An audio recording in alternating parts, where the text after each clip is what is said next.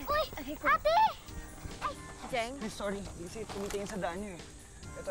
Bata pa lang ako, bulag na ako.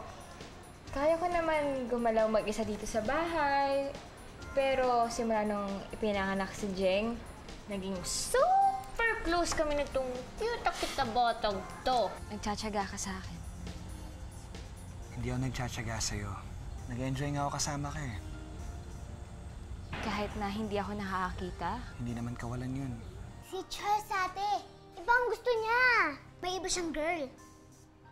Manloko talaga siya, ate, no? Akala mo siguro, porket bulag ako, maluloko mo ako. Pas nagkakamali ka dahil kahit bulag ako, nakakaramdam ako. Na ako naman si tanga. Niwala naman ako, sumakay ako sa lahat ng trip mo. Pwede ba umalis ka na lang? Umalis ka na lang!